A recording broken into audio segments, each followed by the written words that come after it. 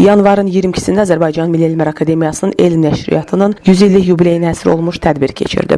İştirakçılar əvvəlcə Ulu Öndər Heydər Əliyevin büstü önünə tərgül dəstələri düzüb, dahi rəhbərin əziz xatirəsini bir dəqiqəlik sükutla yad ediblər.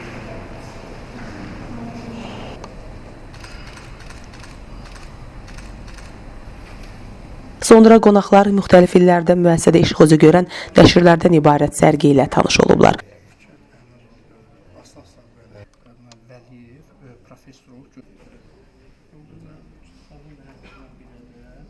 Tədbiri giriş sözü ilə açan Azərbaycan Milli Elmlər Akademiyasının prezidenti akademik İsa Həbibbəyli iştirakçıları salamlayıb, elm nəşriyyatının kollektivini yubiley münasibəti ilə təbrik edib. Akademik İsa Həbibbəyli bildirib ki, 2025-ci ildə həm də Azərbaycan Milli Elmlər Akademiyasının 80 ili tamam olub. Diqqətə çatdırıb ki, Azərbaycan Respublikasının prezidenti Cənab İlham Əliyevin Amiyanın yubiley tədbirində iştirakı və parlaq nitqi akademiyaya verdiyi dəyərin göstəricisidir. Biz Cənab Prezidentin nitqində səsləndirdiyi mühüm fikirlər ətrafında həm rəyasət həm də müvafiq institutlarda geniş müzakirələr aparmış, tədqiqatları müəyyənləşdirmişik və onları həyata keçiririk. Hesab edirik ki, Amiyanın 80 illik yubileyi onun institutlarının geniş mənada Azərbaycan elminin yeni inkişaf mərhələsinin yol xəritəsini təqdim edir. Bunun üçün biz ölkə prezidentindən bir daha minnətdarlığımızı bildiririk. Onu əmin edirik ki, bu yolda fəaliyyətimizi davam etdirərək akademiyanı yeni inkişaf mərhələsinə çatdırmağa çalışacağıq. Akademik İsa Həbibbəyli qeyd edib ki, nəşriyyat keçdiyi 100 illik zəngin dövr ərzində Respublikamızda elmi biliklərin geniş yayılmasına və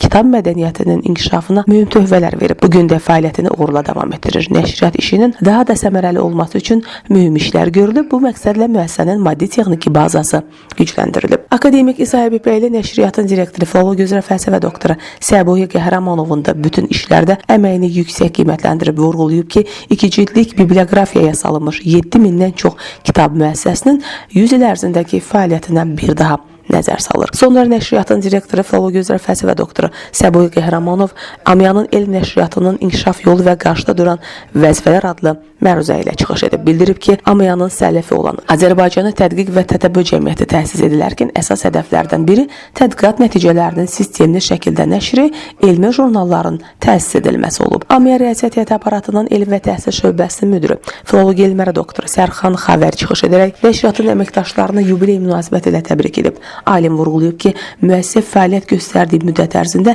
cəmiyyətdə özünə qazandığı imic ilə yalnız bir nəşr qurumunun çərçivələrinə sığmır, öz fəaliyyəti ilə xüsusi brendə çevirdi. Qeyd edək ki, elm nəşriyyatı brendi bugün də nüfuzunu yüksək səviyyədə qoruyub saxlamaqdadır. Sərxan Xavəri kitab çapı tarixindən ətraflı bəhs edib, müasir dövrdə nəşriyyatlar qarşısında qoyulan vəzifələrdən də danışıb.